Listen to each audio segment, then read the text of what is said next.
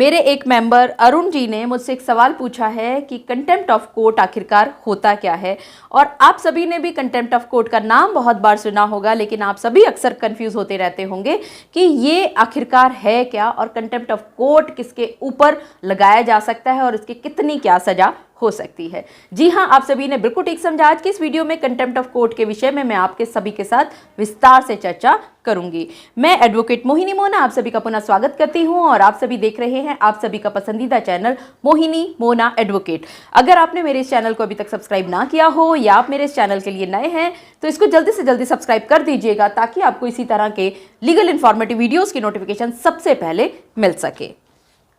Arun ji, contempt of court का असल में मतलब ये होता है कि अगर कोई भी पार्टी, चाहे वो इस साइड खड़ी है या इस साइड खड़ी है, इन दोनों में से कोई भी एक पार्टी जानबूझ करके किसी भी कोर्ट के किसी भी जजमेंट का, किसी भी डिक्री का या किसी भी डायरेक्शंस का या किसी भी ऑर्डर का, रिट का या जो वो अंडरटेकिंग दिया करते हैं उसका अगर वो विलफुल डिसओबीडियंस करे तो वो कंटेम्प्ट ऑफ कोर्ट कहलाता है। तो इसका मतलब ये हुआ कि अगर कोई व्यक्ति किसी भी कोर्ट के द्वारा पास किए गए किसी भी जजमेंट का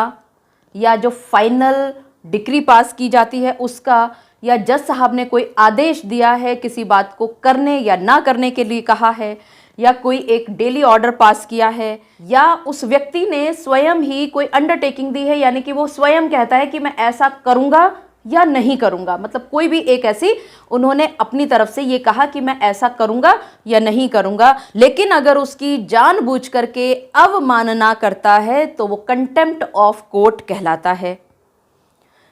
कंटेम्प्ट ऑफ कोर्ट का एक स्पेशल एक्ट अलग से बना हुआ है जो कि 1971 में पास हुआ था, और अगर इसमें सजा की बात की जाए तो इसके अंदर 6 महीने तक के साधारण कारावास की सजा है,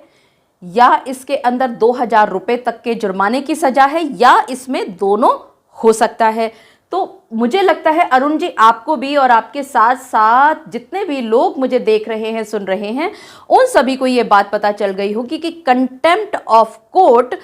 कहना बहुत आसान है, कि कंटेम्प्ट ऑफ कोर्ट लगता बहुत आसान सा है, लगता बहुत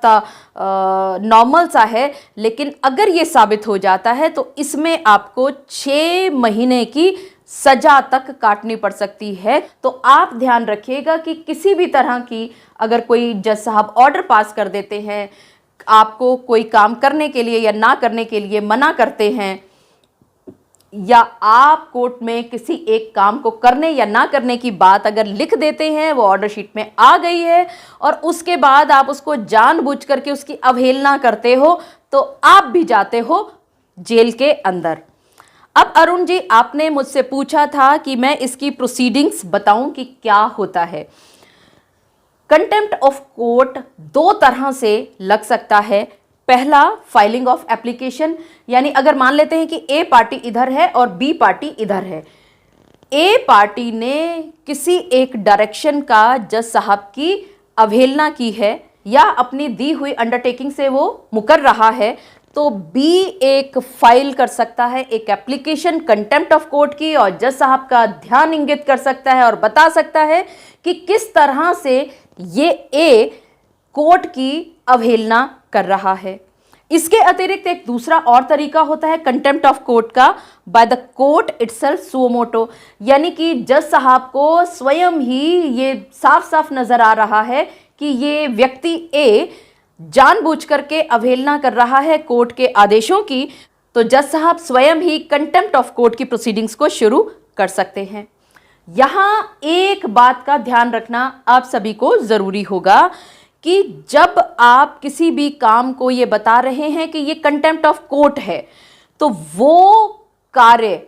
जिस दिन हुआ था उससे 1 साल के अंदर अंदर ही आपको कंटेम्प्ट ऑफ कोर्ट की एप्लीकेशन लगानी होगी। लेकिन अगर आप जिस कृत्य की बात कर रहे हैं, जिस एक्शन की बात कर रहे हैं, जिस रिएक्शन की बात कर रहे हैं, अगर उस कार्य को होते हुए या हुए हुए 1 साल से ज़्यादा हो चुका है, जिसको आप कह रहे हैं कि कंटेम्प्ट ऑफ कोर्ट हुआ था, तो आप किसी भी हालत में कंटेम्प्ट ऑफ कोर्ट की एप्लीकेशन कोर्ट में फाइल नहीं कर पाएंगे। ये सारी बातें थी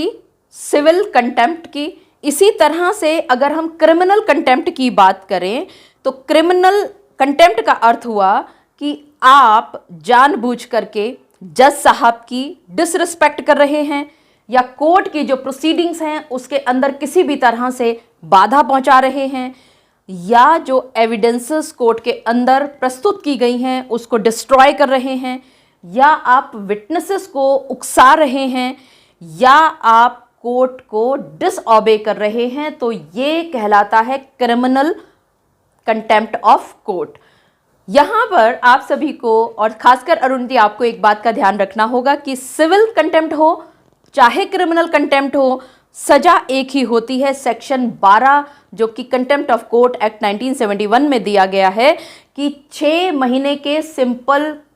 इम्प्रिजनमेंट यानी कि साधारण कारावास या 2000 रुपए तक की जुर्माना या दोनों हो सकते हैं। अब जैसे ही आपने ये एप्लीकेशन यानी कि ए ने गलती की थी तो बी ने एप्लीकेशन फाइल की, नोटिस जाएगा ए के पास। ए उस कंटेम्प्ट ऑफ कोर्ट की एप्लीकेशन का जवाब देते हुए बताएगा कि कैसे ये कंटेम्प्ट ऑफ कोर्ट नहीं है और उसको सजा क्यों नहीं मिलनी चाहिए। वो इस चीज़ का डिफेंस लेगा यानी कि जवाब देगा। उसके जवाब आने के बाद ये केस या ये एप्लीकेशन चली जाती है सीधा आर्ग्यूमेंट में, और आर्ग्यूमेंट के बाद जज साहब निर्धारित करके बताते हैं कि वाकई में उसने कंटेम्प्ट ऑफ कोर्ट किया था या नहीं किया था। अगर वो कंटेम्प्ट ऑफ कोर्ट का दोषी ठहराया जाता है कोर्ट की तरफ से तो उसको 6 महीने तक की सजा या जो भी जज साहब उचित समझे 2000 रुपए तक की सजा या दोनों भी हो सकती हैं। मुझे पूरा विश्वास है कि अरुण जी आपको भी और आपके साथ साथ सभी देखने वालों को, सभी सुनने वालों को आज कंटेम्प्ट ऑफ कोर्ट के बारे में फंडा क्लियर हो गया होगा। मुझे पूरा विश्वास है कि आप सभी को मेरा आज का वीडियो भी बहुत अच्छा लगा होगा। अगर आपको मेरा आज का वीडियो भी अच्छा लगा तो इसको लाइक, शेयर और कमेंट करना ना भूलिएगा। और हाँ, अगर आप मेरे इस चैनल के लिए नए हैं तो इसको जल्दी से जल्दी सब्सक्राइब कर दीजिएगा ताकि आपको इसी तरह के लीगल इन्फॉर्मेटिव वीडियोज़ की नोटिफिकेशन सबसे पहले मिल सके। अपना और अपने परिवार का बहुत अच्छी तरह से ध्यान रखिएगा। Thank you, take care, bye bye.